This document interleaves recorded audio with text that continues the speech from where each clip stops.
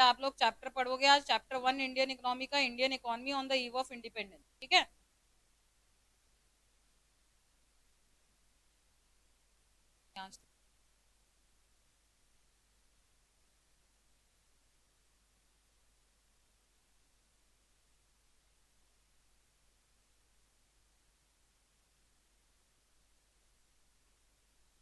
GST का करना था फर्स्ट चैप्टर?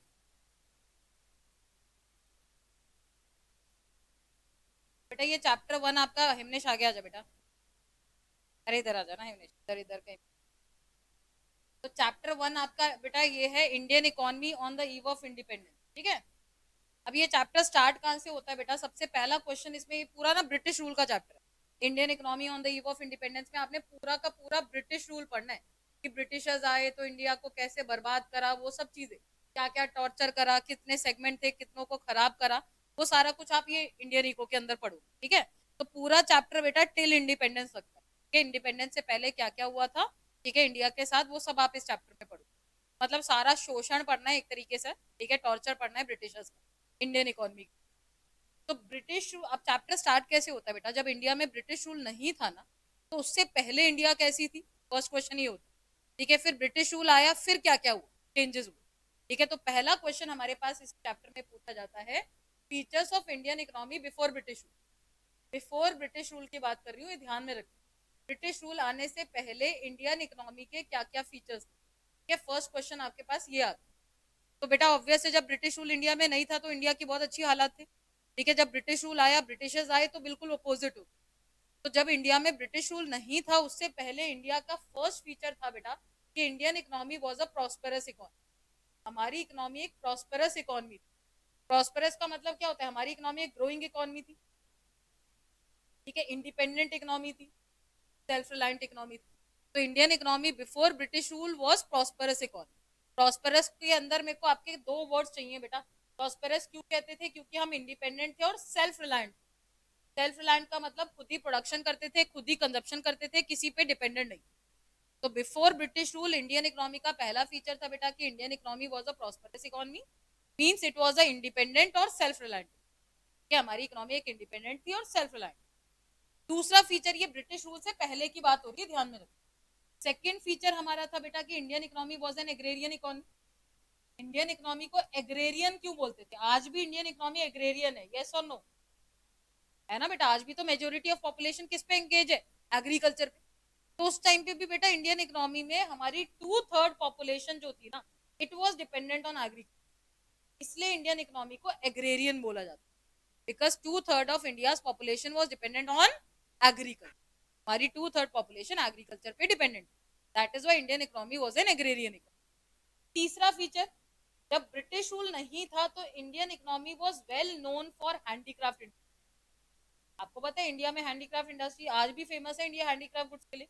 उस टाइम पे तो बहुत ज्यादा फेमस था कि इंडिया में प्रोडक्शन ही मशीन मेड गुड का तो होता नहीं था, पहले हैंडीक्राफ्ट गुड्स का प्रोडक्शन होता, ठीक है? तो इंडिया में जो हैंडीक्राफ्ट गुड्स है, लाइक इंडिया की जो precious stone work industry, jute industry, cotton industry, ये कुछ इंडस्ट्रीज के नाम याद करने, जूट, कॉटन, मेटल, सिल्क, ठीक है, प्रेशियस स्टोन वर्क, ये सारी इंडस्ट्रीज ऐसी थी बेटा जिनकी वर्ल्ड वाइड मार्केट में भी हाईली डिमांडेड थी, ठीक है, बहुत ज्यादा डिमांड होती।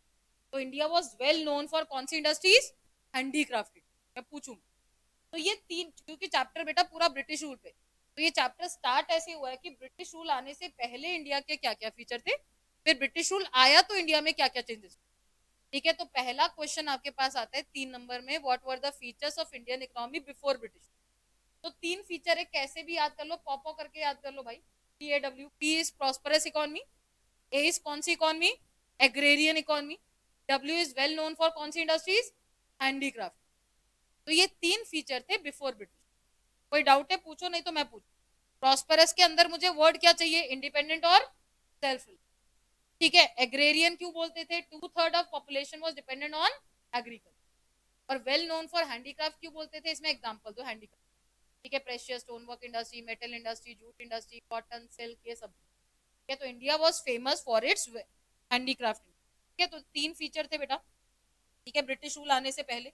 तो फर्स्ट क्वेश्चन आपके पास ये पूछा जाता है बेटा, explain the features of Indian economy before British, ठीक है? ब्रिटिश रूल आने से पहले इंडिया के क्या क्या फीचर्स, देखो एक बार पढ़ के देखते हैं।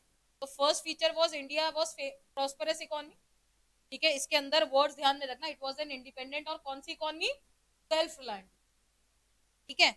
सेकंड फीचर ए से क्या था बताओ, एग्रेरियन इकोनॉमी, रीजन याद है, कितनी population, 2/3 of population was dependent on agriculture, ठीक है, तो इसमें आप मेंशन करके दोगे, तो इंडिया को एग्रेरियन इसलिए बोलते थे बेटा because 2/3 of India population was dependent on agri. और तीसरा फीचर डब्ल्यू से क्या था, well known for handicraft industry, India was well known, famous थी बेटा हैंडीक्राफ्ट इंडस्ट्री, आज भी इंडिया बहुत फेमस। तो इसमें आप एग्जांपल दोगे बेटा, ये cotton, silk, textile, metal, precious stone work, ये सारी इंडस्ट्रीज ऐसी थी जो वर्ल्ड वाइड मार्केट की हाईली, ठीक है। तो ये हमने 3 फीचर पढ़े हैं ब्रिटिश रूल आने से पहले। अब ब्रिटिश रूल आ गया, ब्रिटिश रूल के आने को कॉलोनियलिज्म बोला जाता है, आपने 9-10 में कॉलोनियल पीरियड पढ़ा होगा ना, तो entry of British rule is known as colonialism.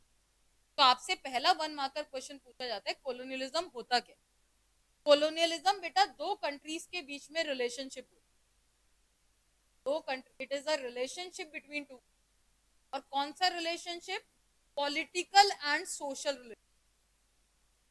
अब इसका मतलब क्या है बेटा, सोशल रिलेशनशिप का मतलब क्या, जैसे इंडिया का रशिया के साथ बहुत अच्छे सोशल रिलेशन, ठीक है, हमारा बेस्ट फ्रेंड है एक तरीके से रशिया, ठीक है। और पॉलिटिकल रिलेशन का मतलब गवर्नमेंट का क्या रिलेशन, ठीक है, तो गवर्नमेंट, हमारी गवर्नमेंट का और चाइना की गवर्नमेंट का रिलेशन देख लो कितना खराब है, that is a political relation, ठीक है। तो कॉलोनियलिज्म का मतलब होता है political and social relationship between to country, जिसमें बेटा एक कंट्री होती है रूलर और दूसरी कंट्री होती है उसकी कॉलोनी। रूलर का मतलब, अब बेटा हम ये चैप्टर पढ़ रहे हैं ब्रिटिश रूल, तो दो कंट्री, इंडिया और ब्रिटेन, दोनों में से रूलर कंट्री कौन सी थी, ब्रिटेन, और इंडिया उसके अंडर काम करती थी, तो इंडिया वाज इट्स कॉलोनी, हम उसके अंडर काम करते थे तो हमें कॉलोनी बोला जाता था, और ब्रिटेन को रूलिंग कंट्री बोला। तो अगर मैं एग्जैक्ट डेफिनेशन पूछूं व्हाट इज कॉलोनियलिज्म, तो it refers to political and social relationship between कितनी countries, two countries, of which one country is ruler, other is its colony, that is colonialism, ठीक है, social political relationship between two countries of which one country is ruler, other is its colony, ठीक है। Clear है बेटा definition, कोई changes नहीं करोगे अपने अकॉर्डिंग, ये ध्यान में रखना बेटा, ठीक है। तो देखो पढ़ के भी देख लो, colonialism refers to the system of political and social relations between कितनी countries, of which one country is, other is its, ये तो एग्जैक्ट डेफिनेशन है, कोई चेंज नहीं। एग्जाम्पल आप बता सकते हो इंडिया और ब्रिटेन का, Britain was a ruling country, India was colonialism, ठीक है। तो social political relationship between two countries of which one country is ruler, other is it's, ठीक है। तो हम 2 क्वेश्चन पढ़ चुके हैं, एक तो बेटा ब्रिटिश रूल आने से पहले इंडिया के क्या फीचर थे, कितने फीचर थे, 3 थे, पी से क्या था, प्रॉस्पेरस, ए से क्या था, एग्रेरियन, डब्ल्यू से क्या था, वेल नोन फॉर हैंडीक्राफ्ट। फिर ब्रिटिश रूल आया, उस टर्म को क्या बोला जाता है, कॉलोनियलिज्म, ठीक है। तो colonialism is social political relationship between two countries of which one country is ruler, other is its colony, ठीक है। अब ब्रिटिश रूल जब आया ना बेटा, तो आपको पता है कि ब्रिटिशर्स ने क्या करा कि जो इंडिया के अच्छे अच्छे फीचर्स थे ना सबको उल्टा कर दिया, जैसे इंडिया प्रॉस्परस इकोनॉमी थी तो इंडिया को अंडर डेवलप कर, एग्रेरियन थी तो सबसे पहला अटैक किस सेक्टर पे करा, एग्रीकल्चर, हमारी मेजोरिटी ऑफ पॉपुलेशन कहाँ पे थी, एग्रीकल्चर पे, तो ब्रिटिशर्स का सबसे पहला मोटिव था एग्रीकल्चर को बर्बाद कर।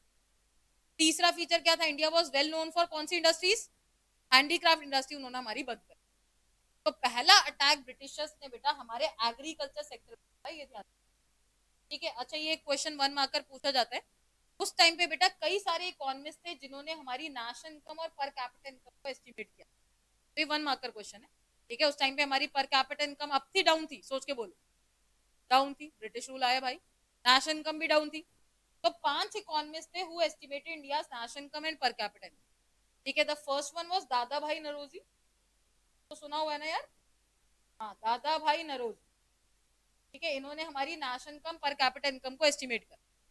Second one was William Digby, इसका नाम थोड़ा मुश्किल है, याद करना पड़ेगा, William Digby. Next one is Findlay Shirras, 5 के नाम पूछने वाली हूँ ऑनलाइन वालों से भी, ठीक है। Next one is doctor VKR Rao, and the last one is RC Desai, तो ये 5 इकोनॉमिस्ट थे who estimated India's national income and पर कैपिटा इनकम ड्यूरिंग ब्रिटिश। मैं पांचों के नाम पूछ। फर्स्ट वन दादा भाई नौरोजी, ये दो थोड़े टेढ़े मेढ़े हैं, William Digby Findlay Shirras, William Digby Findlay Shirras. Doctor के आगे वी से शुरू है, वी पे खत्म है, पी के आरवी राव, बीच में के आर है, पी के आरवी राव। और the last one is R C Desai, इसको रश्मि देसाई नहीं करना है, इट इज आरसी देसाई। ठीक है, तो 5 इकोनॉमिस्ट थे who estimated India's national income and पर कैपिटा इनकम ड्यूरिंग ब्रिटिश। पांचों के नाम लर्न हो गए। First is Dadabhai Naoroji, William Digby Findlay Shirras, doctor के आगे क्या था, P K R V Rao, and the last one is R C Desai.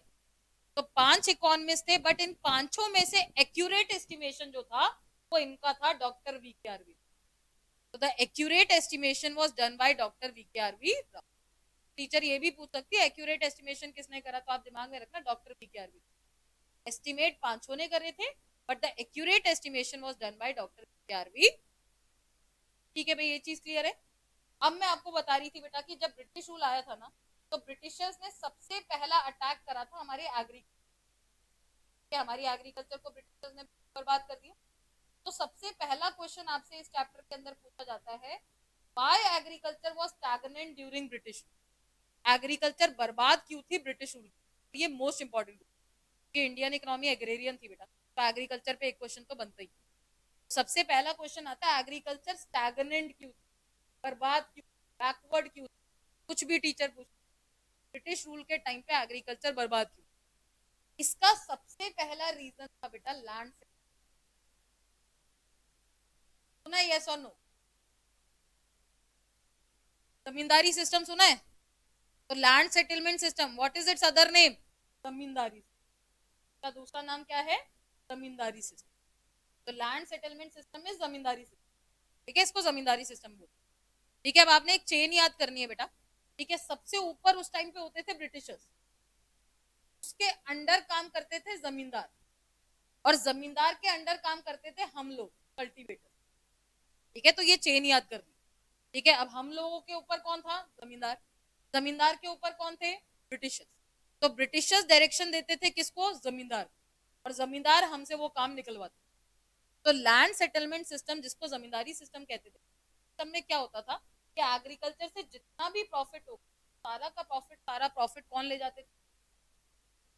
ठीक है, किस फॉर्म में, लगान। ध्यान में रखना, लैंड पे जो टैक्स लिया जाता है इट इज नोन एज लगान, उसको लगान कहते हैं। मैं आपसे टर्म्स पूछूंगी, profit out of agriculture went to, कौन ले जाते थे, जमींदार, इन द फॉर्म ऑफ लगान। ठीक है, तो land settlement system, what is its other name, zamindari. In this system profit out of agriculture went to zamindar in form of लगान। तो जमींदार को एक ही काम ब्रिटिशर बोलते थे, आप जैसे मर्जी करो लगान वसूल। ठीक है, हमें लगान चाहिए, लैंड पे टैक्स चाहिए, ज्यादा से ज्यादा चाहिए। तो ब्रिटिशर्स ने ना बेटा क्या कर रखा था, लगान को डिपॉजिट कराने की ना, डेट ऑफ डिपॉजिटिंग लगान, डेट ऑफ डिपॉजिटिंग लगान was fixed by Britishers. Britishers ने लगान डिपॉजिट कराने की डेट फिक्स कर रखी। फॉर एग्जाम्पल मैं कह रही हूँ, मैं ब्रिटिशर हूँ, मैं कह रही हूँ मुझे हर ना एवरी 15th को लगान चाहिए, हर महीने 15 तारीख को लगान चाहिए, और आप मेरे कल्टीवेटर्स हो, तो जमींदार आपके पास आएगा, डंडा देगा, भाई 15 को लगान निकालो, लगान निकालो।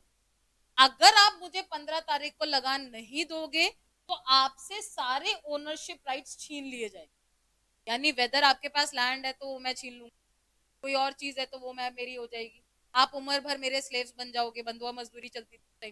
ठीक है, तो ये सब चीजें चलती।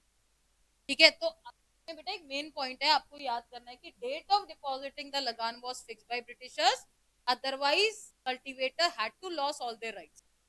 ठीक है, अगर आपने फिक्स डेट पे लगान नहीं दिया तो ब्रिटिशर इनको भी टॉर्चर करते थे, और इनको भी, जमींदार को भी और कल्टीवेटर को भी, कहते थे भाई अब आपके सारे राइट्स। ठीक है, तो it was land settlement system, जिसको हम जमींदारी से, समझ आ गया। तो लैंड सेटलमेंट सिस्टम में क्या होता था, profit from agriculture went to, किसको जाता था, जमींदार को। किस फॉर्म में जाता था, इन फॉर्म ऑफ लगान। ठीक है, और क्या फिक्स कर रखी थी, डेट ऑफ डिपॉजिटिंग लगान, अदरवाइज आपसे सारे क्या छीन लिए जाएंगे, राइट्स। ठीक है, ये चीज ध्यान में रखना बेटा, जितने भी राइट्स हैं वो आपसे ले लिए जाए। तो ये सारे मेन वर्ड्स हैं बेटा, इसके वैसे ही लिखा हुआ है मेरे नोट्स में भी, जैसे मैंने बोला। ठीक है, तो its other name is zamindari system, profit from agriculture went to, किसको जाता था? जमींदार को। किस फॉर्म में? लगान की फॉर्म में।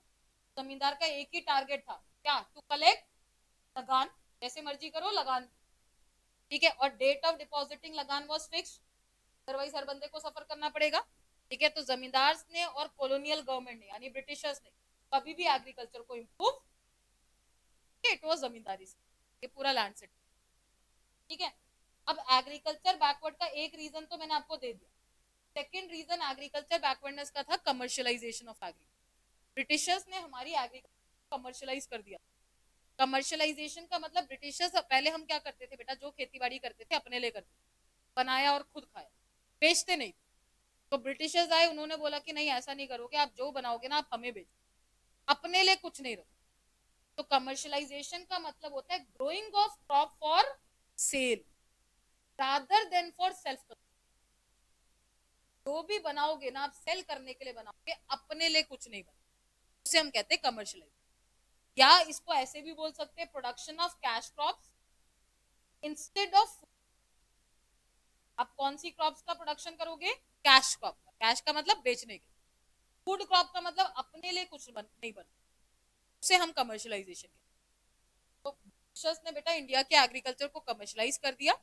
उन्होंने हमें कहा कि आप जो बनाओगे फॉर सेल बनाओगे rather than for self consumption, अपने लिए कुछ नहीं बनाओगे, या जो भी प्रोड्यूस करोगे आप सब हमें बेच दो, ठीक है।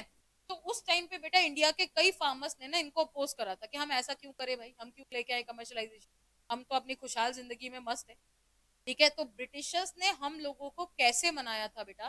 ब्रिटिशर्स ने हमें हाई प्राइजेस ऑफर करे थे फॉर ग्रोइंग ऑफ कैश। उन्होंने बोला कि अगर आप बेचने के लिए बनाओगे ना तो आपको डबल कीमत देंगे, ठीक है, अच्छा पैसा देंगे। तो इंडिया के जितने कल्टीवेटर थे धीरे धीरे मान गए और सभी ने प्रोडक्शन करना शुरू कर दिया कैश का, ठीक है। बाद में हमें पता चला यार ये तो हमारे साथ गलत हो गया। बाद में ब्रिटिशर ने क्या करा, हमसे रॉ मटेरियल ले जाते थे सस्ते में और उसको फिनिश करके हमें महंगे में बेच, ठीक है। तो ये पॉइंट में पूछी कि हमें कमर्शियलाइजेशन के लिए कैसे मनाया? हाई प्राइजेस वर ऑफर, ठीक है, फॉर ग्रोइंग ऑफ कैश। क्या आपको अच्छे दाम हमें ऑफर करें कि आप कैश क्रॉप बनाओगे तो आपको ज्यादा पैसा मिलेगा, दिस इज कमर्शियलाइजेशन। क्लियर हो गया भाई? कमर्शियलाइजेशन इज ग्रोइंग ऑफ कौन सी crop? Cash crop instead of food crop. कैसे मनाया? हाई प्राइजेस वर ऑफर, ठीक है, हमें अच्छे प्राइजेस ऑफर करे बेटा कि अगर हम कैश क्रॉप बनाएंगे तो हमें ज्यादा प्राइजेस, तो हमने अपने आप ही शुरू कर दिया बेटा। देखो बेटा जैसे मैंने बोला है वैसे ही लिखा हुआ है, ठीक है। कमर्शियलाइजेशन का मतलब क्या होता है? Production of crop for sale rather than for self consumption, ठीक है। Farmers were given what? High price, ठीक है, फॉर ग्रोइंग ऑफ कैश। तो shifting of crop from food crop to cash crop is commercial, ठीक है बेटा। अब next agriculture backwardness के हमने देखो दो रीजन पढ़े। तीसरा रीजन ये था low level of productivity, agriculture की प्रोडक्टिविटी कम थी। अगर मैं बोलूँ एग्रीकल्चर में प्रोडक्टिविटी बढ़ानी है तो उसके लिए क्या चाहिए? टेक्नोलॉजी चाहिए, मशीन चाहिए, टूल चाहिए, और इरिगेशन चाहिए, सीड्स चाहिए, फर्टिलाइजर्स चाहिए, ये सब चीजें चाहिए ना। तो उस टाइम पे अगर आपको याद हो तो बेटा इरिगेशन फैसिलिटी भी नहीं थी। पुराने टाइम पे हम बारिश पे डिपेंडेंट रहते थे कि अच्छा रेनफॉल होगा तो प्रोडक्शन बढ़ाएंगे, नहीं होगा तो क्या करेंगे, खाली बैठेंगे, ठीक है। तो फॉर एग्रीकल्चर की प्रोडक्टिविटी कम होने का रीजन क्या? Lack of irrigation facility, lack of fertiliser, seed, सब कुछ लिख दो। Lack of no modern technology, कोई टेक्नोलॉजी नहीं थी। तो ये तो बेसिक सा पॉइंट आप खुद ही लिख सकते हो, अच्छी टेक्नोलॉजी नहीं थी, इरिगेशन नहीं थी, सीड्स नहीं थे, फर्टिलाइजर नहीं थे, और मोर ओवर पैसा नहीं, फार्मर के पास पैसा नहीं था एग्रीकल्चर में लगाने, इसलिए एग्रीकल्चर, ठीक है। ठीक है बेटा, तो ये पॉइंट ध्यान में रखना सारे के सारे। ये सारे पॉइंट्स वैसे ही दे रखे हैं जैसे मैंने आपको बोला, ठीक है। टेक्नोलॉजी अच्छी नहीं थी, इरिगेशन नहीं थी, ये सब चीजें नहीं थी, कल्टीवेटर के पास पैसा नहीं था, जमींदार पैसा लगाना नहीं चाहते थे, ये सारे पॉइंट लो प्रोडक्टिव। अब लास्ट एग्रीकल्चर बैकवर्डनेस के हम तीन रीजन पढ़ चुके। अब the last reason is scarcity of investment. Scarcity का मतलब क्या होता है?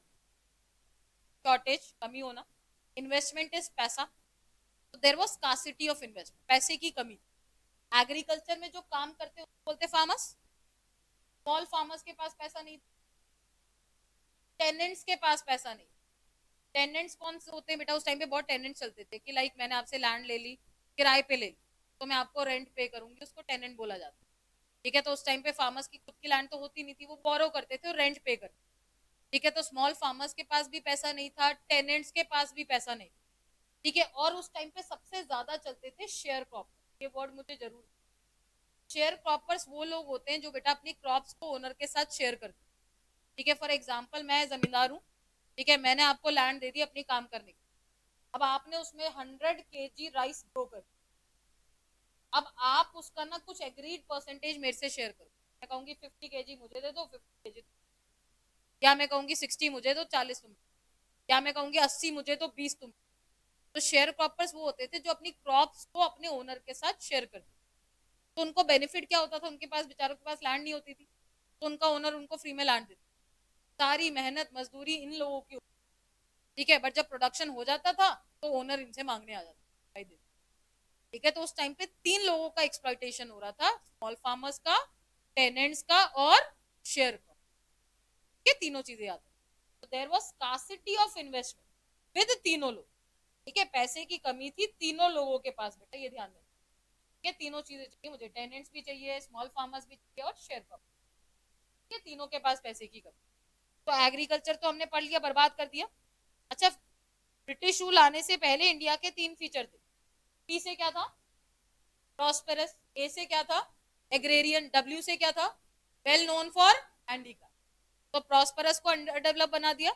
एग्रीकल्चर को कैसे अटैक करा आपने पढ़, एग्रीकल्चर को अटैक करने के लिए मेरे 4 पॉइंट्स है बेटा, LIC करके याद कर, LIC जीवन बीमा करके नहीं करना है, LIC 4 पॉइंट है, एल से 2 पॉइंट है बेटा।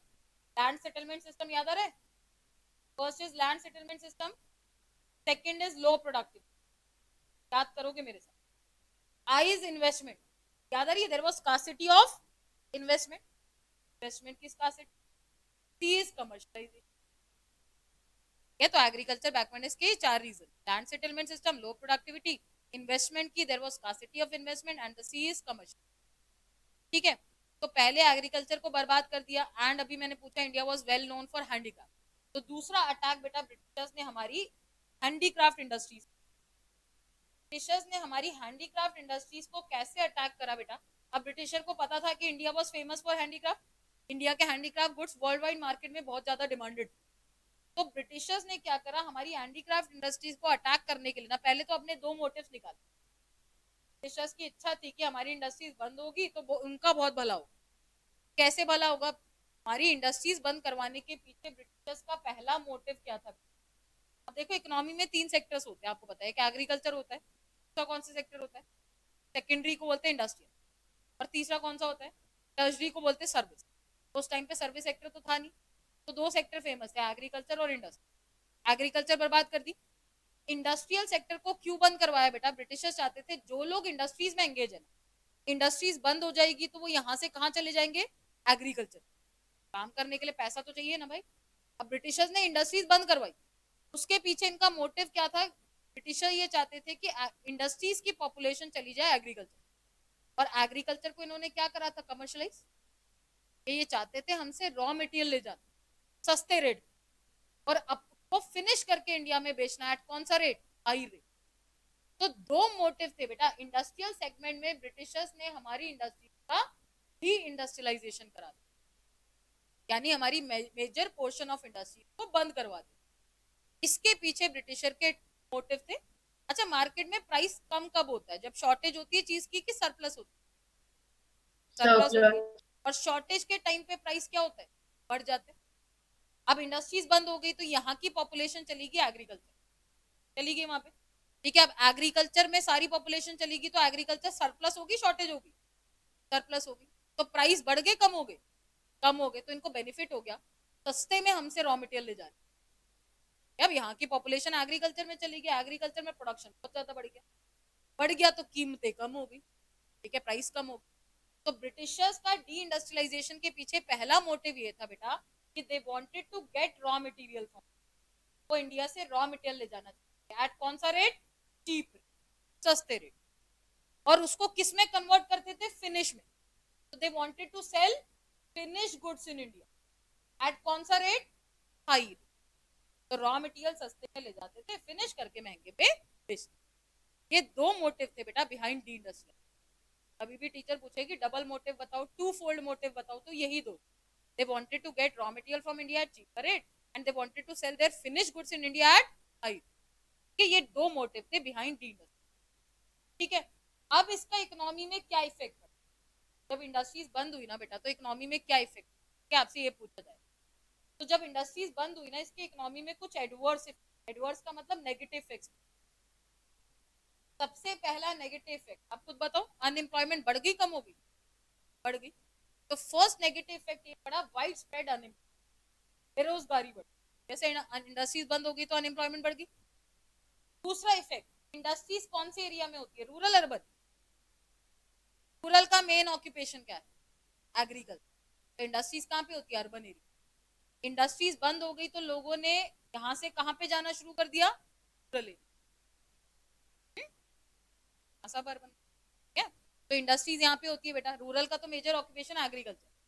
ठीक है, तो इंडस्ट्रीज बंद होगी तो लोगों ने यहाँ से माइग्रेट होकर शुरू करना, जाना शुरू कर दिया वहां। ठीक है, तो एग्रीकल्चर ओवरबर्डन होगी, बढ़ गया एग्रीकल्चर के ऊपर। और एग्रीकल्चर से इनको रॉ मटेरियल मिलने लग गया, किस रेट पे, चीप रेट पे। उसको ये किस में कन्वर्ट करते थे, फिनिश में, और हमें बेचते थे एट। सेकेंड नेगेटिव इफेक्ट क्या पड़ा, there was import of finish good from किससे, हमने इनके फिनिश गुड चालू। तो दो नेगेटिव इफेक्ट पड़े बेटा, एक तो अनएम्प्लॉयमेंट, बेरोजगारी बढ़ गई, और हम इन पे डिपेंडेंट हो, हमने इनके गुड्स खरीदना स्टार्ट। ठीक है भाई, ये क्लियर है। एडवर्स इफेक्ट क्या पड़े, दो मोटिव, दो एडवर्स, ये मैंने बताया, क्लियर है। अब ये जो डी इंडस्ट्रियलाइजेशन हुआ ना बेटा, इसका इकोनॉमी में क्या नेगेटिव इफेक्ट, आपको जीडीपी पता है क्या होती है, तुम बोलो।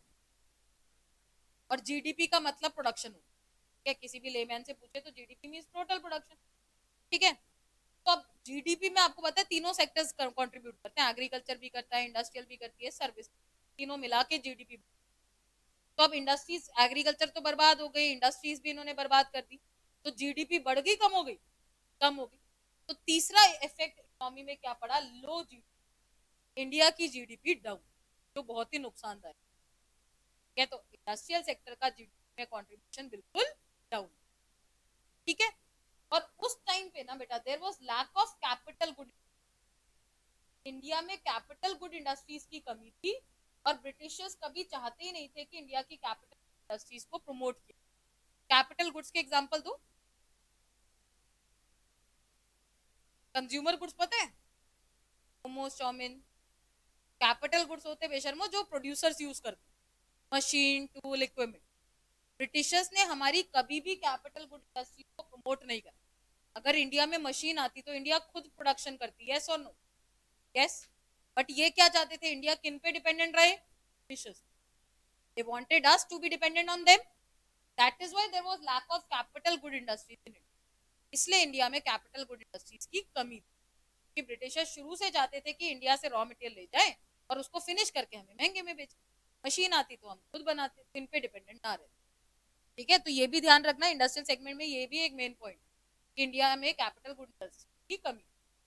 And the last point, limited role था पीएसयू का। फुल फॉर्म बताओ पीएसयू की, public sector undertaking. Private sector, public sector पता है, प्राइवेट सेक्टर होता है which is run by individuals, जो इंडिविजुअल चलाते हैं, और पब्लिक सेक्टर होता है which is run by government, जो सरकार चलाती है। तो ब्रिटिशर्स चाहते थे यहाँ पे कौन सी गवर्नमेंट आए, ब्रिटिश गवर्नमेंट, ये हमारी सरकार तो हटाना चाहते थे। तो इन्होंने क्या करा बेटा, कि जो पब्लिक सेक्टर अंडरटेकिंग्स के पास जो बड़ी बड़ी इंडस्ट्रीज, ठीक है, इन्होंने धीरे धीरे अपने अंडर ले ली, और कुछ ही सिलेक्टेड इंडस्ट्रीज हमें दे दी। लाइक हमारी पीएसयू को उस टाइम पे इन्होंने क्या दी थी, रेलवे हमारे अंडर थी उस टाइम पे।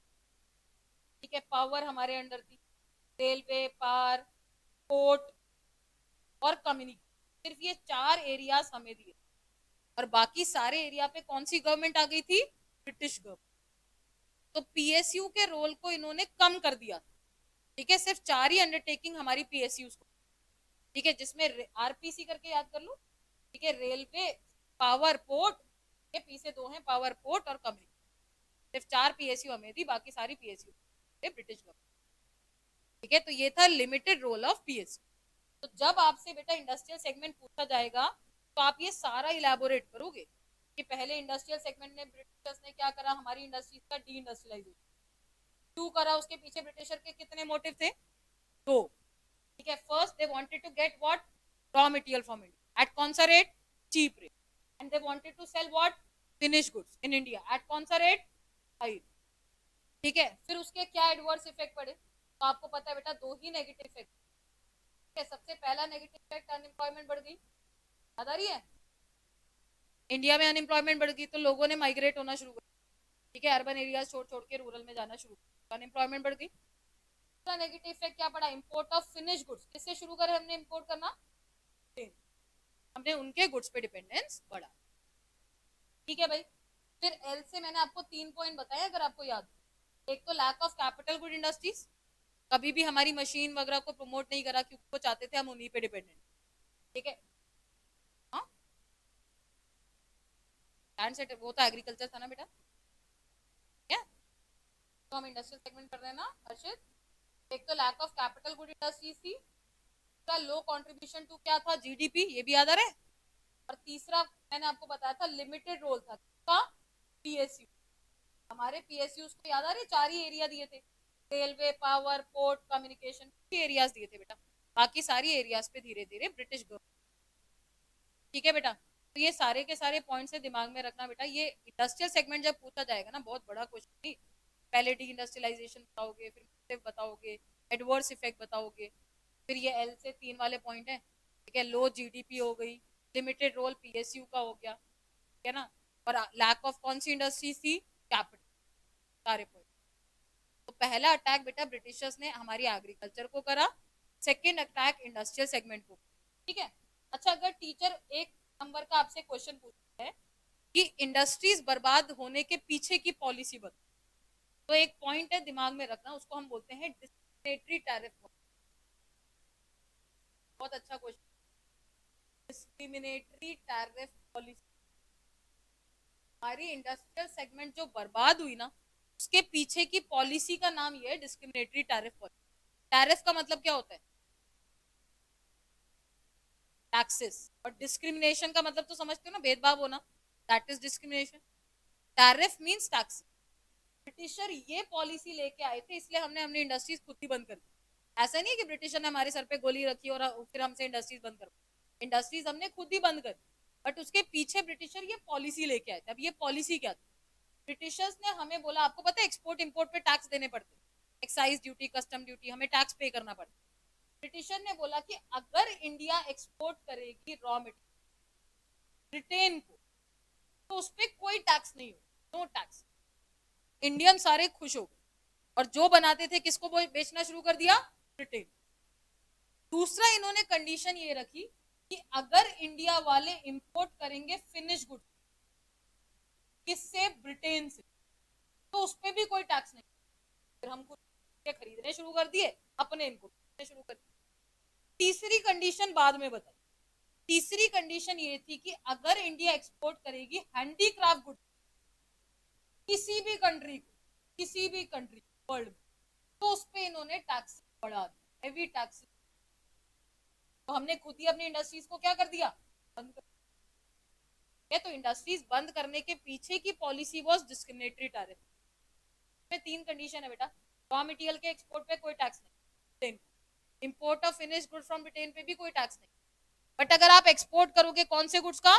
हैंडीक्राफ्ट, तो आपको डबल टैक्स देना। तो हमें तो लगा कि यार ये तो बहुत नुकसान है, तो हमने खुद ही अपने हैंडीक्राफ्ट खुद ही बंद। ठीक है भाई, तो टीचर पूछेगी तो दिमाग में रखना, इंडस्ट्रीज कैसे बर्बाद हुई? इट वाज डिस्क्रिमिनेटरी टैरिफ, इनकी ये पॉलिसी थी जिसकी वजह से। ठीक है बेटा, तो अब हम इंडस्ट्रियल सेगमेंट खत्म कर चुके हैं। अब नेक्स्ट क्वेश्चन पे आते हैं। देखो, इकोनॉमी में 3 सेक्टर्स होते हैं, नाम बोलो, बोलो भाई। इकोनॉमी में 3 सेक्टर्स, प्राइमरी, सेकेंडरी, टर्शरी। तो प्राइमरी इज कौन सा सेक्टर? एग्रीकल्चर। सेकेंडरी इज कौन सा सेक्टर?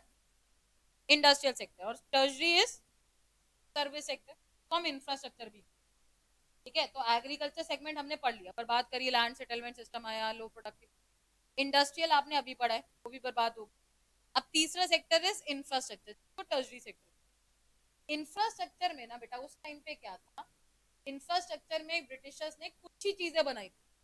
एक सबसे पहली चीज ब्रिटिशर्स ने बनाई रोडवेज, रोडवेज बनाई, फिर बनाई रेलवेज बनाई, एयर एंड वाटरवे में थोड़ा बहुत पैसा लगाया, और last is postal service, post and electric telegraph. ध्यान में रखना, ये इंफ्रास्ट्रक्चर में ये 4 सेगमेंट्स आते हैं आपके, रोडवे, रेलवे, ठीक है, एयर एंड वाटरवे और पोस्ट एंड इलेक्ट्रिक टेलीग्राफ, ये 4 सेगमेंट।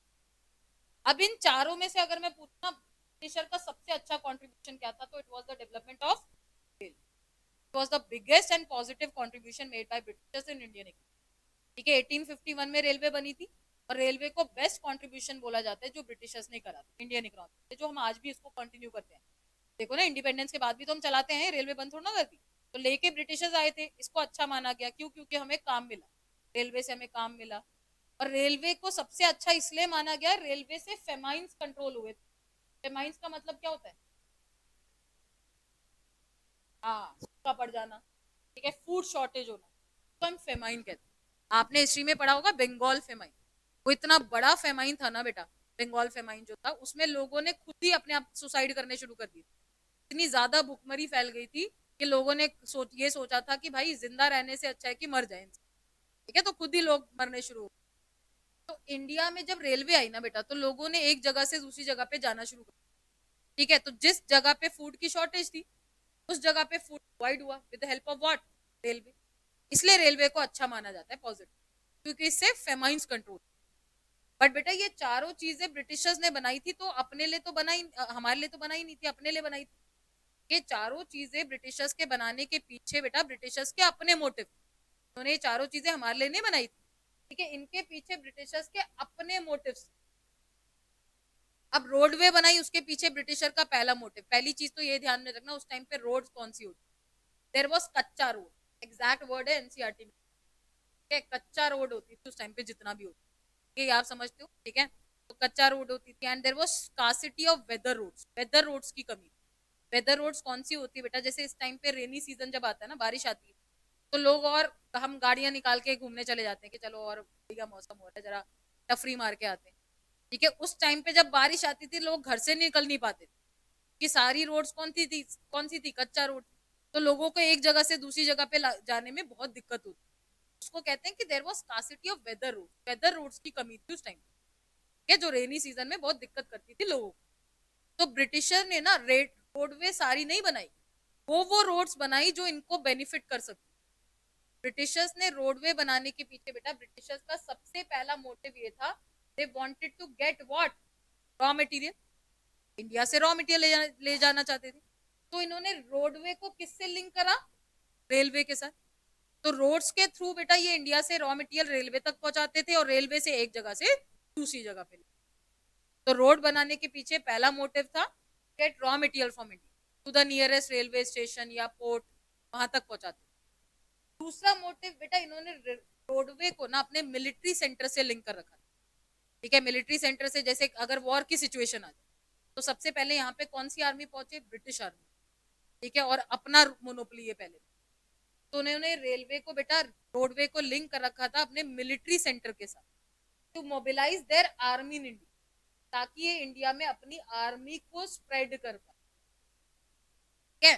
कोई सिचुएशन इंडिया के लिए अगर कॉम्प्लिकेटेड आए, तो अगर कोई मंगल पांडे कोई साजिश रच रहा है तो इन तक पहले पहुंच जाए, या अपनी आर्मी भेज दे और इंडिया पे मोन। तो रोड बनाने के पीछे ये दो मोटिव।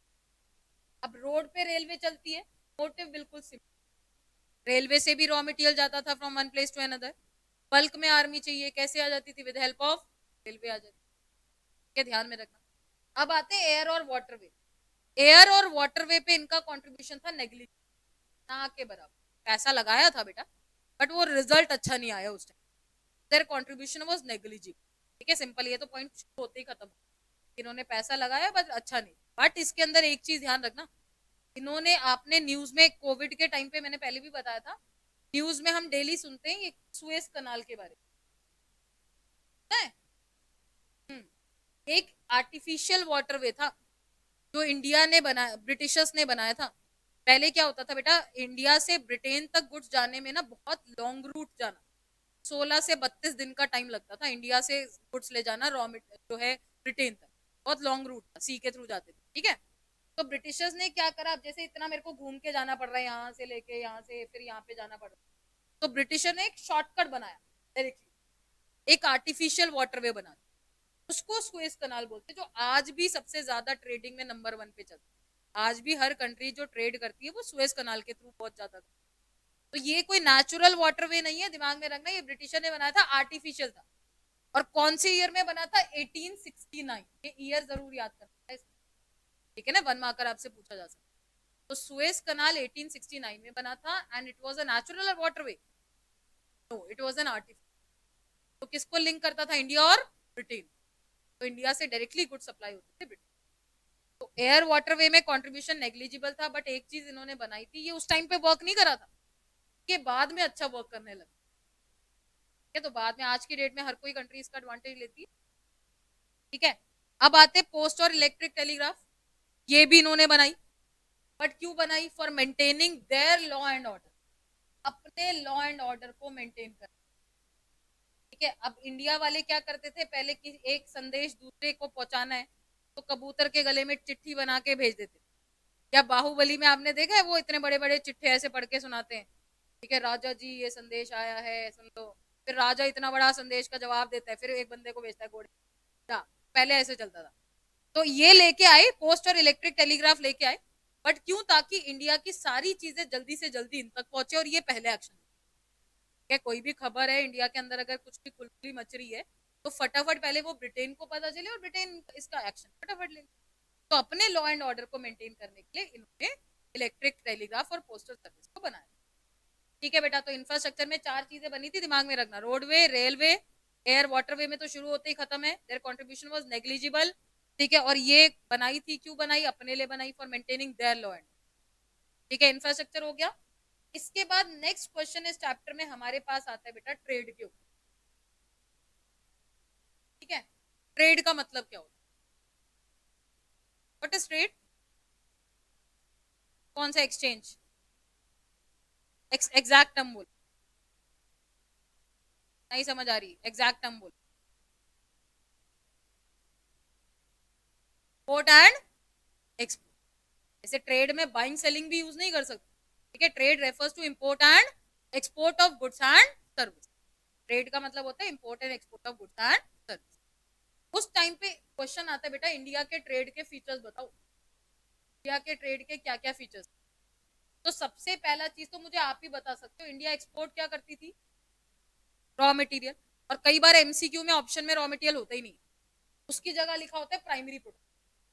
प्राइमरी प्रोडक्ट्स और raw material they both are same, ठीक है। तो इंडिया एक्सपोर्ट करती थी रॉ मटेरियल का, और इंपोर्ट किसका करती थी? बोलो, फिनिश गुड्स। कहां से? ब्रिटेन। तो ट्रेड का पहला फीचर क्या? Export of primary product and import of finish goods from Britain, ठीक है। आप इसको एग्जांपल के थ्रू बता सकते हो, रॉ कॉटन बेच दिया इनको, रॉ जूट दे दिया, ठीक है, और इन्होंने फिनिश करके हमें महंगी पे बेच दिया। दूसरा ट्रेड का फीचर, ब्रिटिशर्स ने हमारे ट्रेड पे बना रखी थी मोनोपोली। कैसे बना रखी थी? ब्रिटिशर्स ने एक कंडीशन लगाई थी कि इंडिया जो भी बनाएगी ना उसका हाफ जो है ना वो हमें ही बेचेगी, ब्रिटेन को ही देगी। यानी half of trade went to Britain only, and rest जो हाफ बचता था ना ये हम दूसरी कंट्रीज को दे सकते। इसमें चाइना, सिलोन, जिसको अब नाम बदल के श्रीलंका रख दिया गया, ठीक है। तो ये सारी कंट्रीज आती थी जिनको हम बेचते, चाइना, श्रीलंका, ठीक है, इन सबको देते। जितना भी, सपोज करो मैंने 100 kg राइस ग्रो करी है तो कहते थे 50 kg तो हमें दोगे आप, ये कंडीशन है, इसके बदले हम आपको कोई पैसा नहीं देंगे, ठीक है। जो 50 बचती है वो आप दूसरी कंट्री को बेच दो, ठीक है। तो ये मोनोपोली बनाई थी ब्रिटिशर ने, half of trade went to Britain only and rest were made to other, ठीक है। ध्यान में रखोगे इसको। और ट्रेड के बदले ना, ट्रेड का एक मोस्ट इंपॉर्टेंट फीचर है कि there was drain of India's wealth. Wealth का मतलब क्या होता है? पैसा, जायदाद, है ना। तो ड्रेन का मतलब बह जाना, ठीक है। ट्रेड की वजह से there was drain of India's wealth. ये जो ब्रिटिशर्स ने कंडीशन नहीं लगाई ना उसकी वजह से इंडिया के पास पैसा बिल्कुल भी नहीं रहता। क्यों? आप खुद सोचो बेटा, हमसे रॉ मटेरियल ले जाते थे किस रेट पे? चीप रेट पे, और अपने फिनिश गुड देते थे किस रेट पे? High rate. तो क्या इंडिया के पास पैसा था? There was drain of India's wealth. जो पैसा बेटा हम दूसरी कंट्री से कमाते थे ना, इधर उधर से 30% बेच के हम बाकी कंट्री से कमाते थे, वो भी ब्रिटिशर हमसे ले लेते थे और अपने ऑफिस एक्सपेंसेस, मिलिट्री एक्सपेंसेस, इन सबको मीट करने में लगाते, मतलब हमारे ऊपर कुछ नहीं लगाते थे, ये ध्यान। तो ट्रेड के बेटा ये 3 फीचर थे, export of primary product, import of finish, ठीक है, मोनोपोली मेंटेन कर रखी थी, and there was drain of India's, India के पास पैसा बिल्कुल, ठीक है भाई, ट्रेड क्लियर हो गया। इंफ्रास्ट्रक्चर में हमने कितने सेगमेंट पढ़े हैं? 4, रोडवे दूसरा, रेलवे तीसरा, एयर और वाटरवे, और चौथा पोस्ट एंड इलेक्ट्रिक टेली, और ट्रेड में 3 पॉइंट, ठीक है, कि ट्रेड के क्या फीचर थे, हमने 3 पॉइंट। अब इस चैप्टर के 2 क्वेश्चन हमारे पास रह गए, बस ध्यान, एक क्वेश्चन हमारे पास आता है डेमोग्राफिक ट्रांजिशन। आप अगर न्यूज वगैरह देखते होगे तो डेमोग्राफिक वर्ड हमें देखने को मिलता है डेली, पर आप लोग देखते नहीं हो इसलिए आपको पता नहीं हो, पता है? Demographic deals with population, this word relates to population, ये पॉपुलेशन से रिलेटेड। डेमोग्राफिक ट्रांजिशन का मतलब है बिहेवियर ऑफ पॉपुलेशन, ठीक है, इंडिया में पॉपुलेशन का क्या बिहेवियर है, बढ़ रही है, कम हो रही है। पॉपुलेशन में बहुत सारी चीजें आती है, आपको पता है, बर्थ रेट, डेथ रेट, कितनी सारी चीजें आती है, तो ये सारी चीजें हमें डेमोग्राफिक ट्रांजिशन शो करती है। Demographic transition explains the behaviour of क्या? Population of India. तो पहली चीज तो ये याद रखना, आपको सेंसस सर्वे पता है ना, इंडिया में सबसे पहला सेंसस सर्वे हुआ था 1881, first official census survey in India was conducted in the year 1881। Suez canal का ईयर क्या था? 1869, अब ये भी ईयर ऐड कर, ठीक है, 1881 में इंडिया में सबसे पहला सेंसस सर्वे हुआ था। और बेटा जब 1881 में सेंसस सर्वे हुआ ना, तो उस टाइम पे लोगों को पता ही नहीं चल रहा था कि इंडिया की पॉपुलेशन बढ़ रही है, कम हो रही है। आज की डेट में तो हम अप्रोक्सीमेट लगा लेते हैं, उस टाइम पे कोई इतने बड़े इकोनॉमिस्ट भी नहीं थे, ना लोगों के पास कोई टेक्निक थी कि पता करने की, तो पता ही नहीं चल रहा था कि यार बढ़ रही है, कम हो रही है। तो हमने क्या करा, पॉपुलेशन के बिहेवियर को कंडक्ट करने के लिए इंडिया को 2 फेसेस में डिवाइड करा। बिफोर 1921 इंडिया की पॉपुलेशन को चेक किया गया कि बढ़ रही है, कम हो रही, और आफ्टर 1921 इंडिया की पॉपुलेशन को चेक किया गया कि बढ़ रही है, कम, फिर कंपैरिजन किया गया, फिर कंक्लूड किया गया कि हाँ भाई ऐसे हो, ठीक है। तो इंडिया की पॉपुलेशन को एस्टिमेट करने के लिए India was divided into 2 faces, before 1921, after 1921। तो ये क्वेश्चन आपसे पूछा जाता है कि 1921 ईयर क्या है? इस ईयर को बोलते हैं year of great divide, year of great divide, क्योंकि इंडिया की population was divided into 2 faces, before 1921 and after 1921 was the year of great divide. तो पहले आपको ये बेटा डेमोग्राफिक ट्रांजिशन में 2 चीजें याद करनी है कि सेंसस सर्वे 1881 में हुआ और ईयर ऑफ ग्रेट डिवाइड जो था वो 1921। अब बेटा जब ईयर ऑफ ग्रेट डिवाइड बना दिया गया तो फिर हमें कुछ समझ आया कि चलो भाई इंडिया की पॉपुलेशन क्या होती है। हमने कंक्लूड करा बेटा कि उस टाइम पे ना हमारा बर्थ रेट ज्यादा और डेथ रेट भी ज्यादा था। पॉपुलेशन में यही टर्म्स आती है, बर्थ रेट, डेथ रेट, एक और आती है infant mortality rate, infant mortality rate भी ज्यादा था। अब एक चीज बताती हूँ बेटा, पॉपुलेशन के जितने भी रेट्स होते हैं ना वो पर 1000 निकाले जाते हैं, दिमाग में। जैसे बर्थ रेट का मतलब है number of childrens born per 1000 नहीं, हर साल एवरी 1000 में कितने बच्चे और ऐड हो रहे हैं ना, उसे बर्थ रेट कहते हैं। एवरी 1000 में से कितने मर रहे हैं तो it is known as death, ठीक है। तो पॉपुलेशन के जितने भी रेट्स हैं ये पर 1000 कैलकुलेट किए। तो डेफिनेशन ध्यान रखना बेटा, birth rate refers to number of childrens born per 1000 in a, death rate refers to number of people dying per 1000 in a, this is death. तो उस टाइम पे बर्थ रेट भी ज्यादा था, इलिटरेसी थी, अर्ली मैरिजेस, बालिका वधु, हाँ ये सब चीजें चलती थी, तो बर्थ रेट ज्यादा था। डेथ रेट भी ज्यादा था, मेडिकल फैसिलिटी नहीं थी, ठीक है, लोग बीमार हो जाते थे तो वैद्यों के पास जाते थे, आपने सुना होगा, ठीक है, जड़ी बूटियां खा लेते थे, ठीक है, कि सही हो जाएंगे, तो इसलिए डेथ रेट भी ज्यादा था। इन्फेंट्स कौन होते, कौन से बच्चे हैं?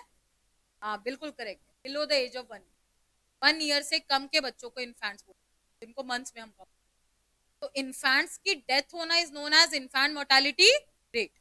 ये भी क्यों ज्यादा था, मेडिकल फैसिलिटी नहीं थी, सैनिटेशन नहीं थी, इसलिए इन्फेंट मोर्टेलिटी भी ज्यादा थी। तो 3 चीजें मैंने ज्यादा बता दी, infant mortality, birth rate, death rate, और इन सबका रीजन गरीबी ज्यादा थी। 4 चीजें मैंने ज्यादा बताई, पॉवर्टी ज्यादा, पॉवर्टी ज्यादा थी तो लोग अच्छे क्लिनिक्स में भी नहीं जा पाते थे अगर होता था कोई, ठीक है, अच्छी फैसिलिटी, खाना नहीं खा पाते थे उस टाइम पे, बच्चे अंडर नरिश्ड होते थे, ठीक है, तो पॉवर्टी ज्यादा थी, इसलिए ये सारी दिक्कतें थी।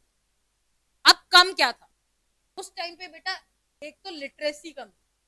अच्छा, पॉपुलेशन से लिटरेसी रिलेट करती है, यस और नो? करती है।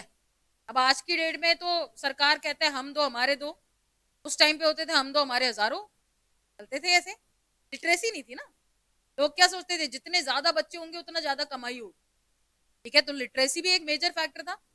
उस टाइम पे हमारी एवरेज लिटरेसी जो थी ना वो लेस देन 16% थी। मैं पूछती आपसे, 16% से भी कम लोग पढ़े लिखे, जिसमें से फीमेल लिटरेसी जो थी ना इट वाज ओनली 7%, सिर्फ 7, ठीक है। तो average literacy rate was less than 16%, of which female literacy was वो है ओनली 7।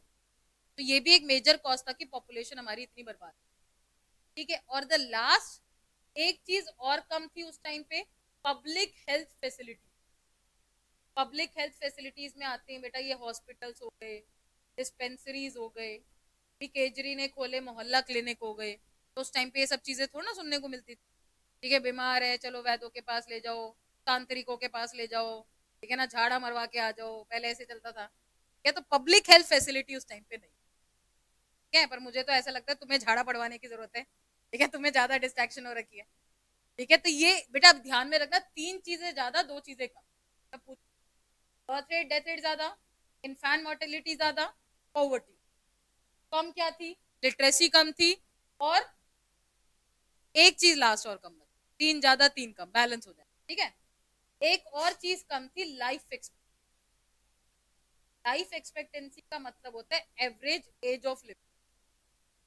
उस टाइम पे बेटा हमारी लाइफ एक्सपेक्टेंसी जो थी ना सिर्फ 44 ईयर्स, मतलब एवरेज निकाली जाती है बेटा। जैसे इस टाइम पे इंडिया में लाइफ एक्सपेक्टेंसी चल रही है, एग्जैक्ट बताओ 63.5 चल रिसेंट चल, ठीक है, वैसे 65 हम अप्रोक्सीमेट देते हैं कि आज की डेट में कोई भी बंदा है वो 65 साल की एज जो है उसकी मैक्सिमम रहेगा। उस टाइम पे सिर्फ 44 ईयर थी।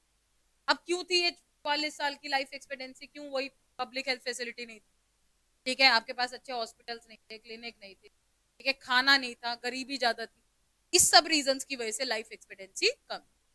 तो बैलेंस हो गया 3 ज्यादा 3 कम, 3 कम में लिटरेसी कम, ठीक है, दूसरी पब्लिक हेल्थ फैसिलिटी कम, तीसरी लाइफ एक्सपेक्टेंसी ज्यादा में birth rate death rate infant mortality poverty.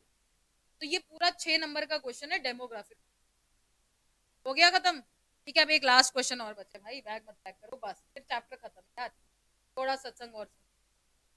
Last question is occupational structure क्या होगा, बस फिर खत्म, पक्का लास्ट। ऑक्यूपेशन का मतलब क्या होता है? काम। और 3 सेक्टर में लोगों को काम मिलता है, प्राइमरी सेकेंडरी एंड टर्शियरी, यानी एग्रीकल्चर, मैन्युफैक्चरिंग और सर्विस। तो ऑक्यूपेशनल स्ट्रक्चर का मतलब होता है बेटा डिस्ट्रीब्यूशन ऑफ वर्कफोर्स। वर्कफोर्स का मतलब क्या? Workers. Distribution of workforce among primary secondary tertiary, ठीक है, उसे हम ऑक्यूपेशनल स्ट्रक्चर कहते हैं। Distribution of workforce among primary का मतलब एग्रीकल्चर, सेकेंडरी का मतलब मैन्युफैक्चरिंग, और टर्शियरी का मतलब सर्विस। तो distribution of workforce among primary secondary tertiary sector is known as occupational structure. उस टाइम पे बेटा ऑक्यूपेशनल स्ट्रक्चर के ना 2 यानी कौन से लोग कहाँ पे ज्यादा है कहाँ पे कम है, या 2 फीचर।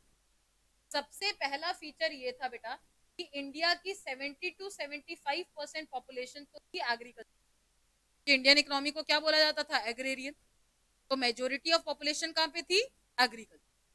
अब 75% एग्रीकल्चर में, तो कितनी बच गई? 25।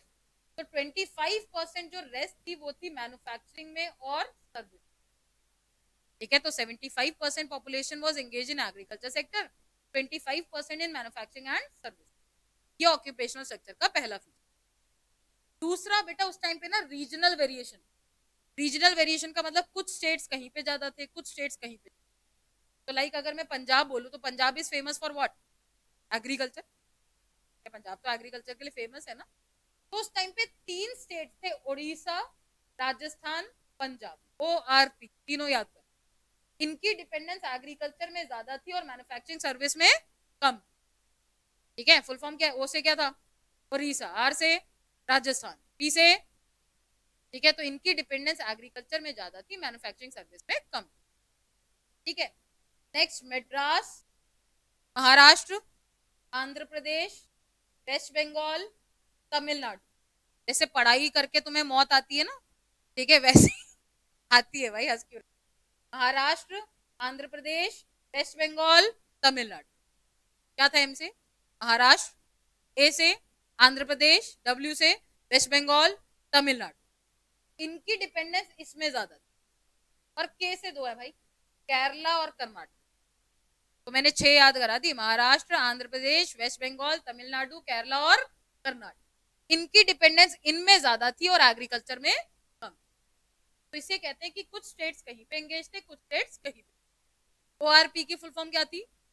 ओडिशा, राजस्थान, पंजाब, ये एग्रीकल्चर। और ये महाराष्ट्र, आंध्र प्रदेश, वेस्ट बंगाल, तमिलनाडु, के से दो कौन थे? केरला और कर्नाटक। इनकी डिपेंडेंस इसमें ज्यादा थी। ठीक है, ये ऑक्यूपेशनल सेक्टर के दो फील्ड हो जाएगा भैया। अब ये चैप्टर प्लीज याद भी कर लेना। वैसे कहानी सुन के बड़ा खुश हो रहे हैं आज की, करवा नहीं रही ना आज तुमसे काम इसलिए।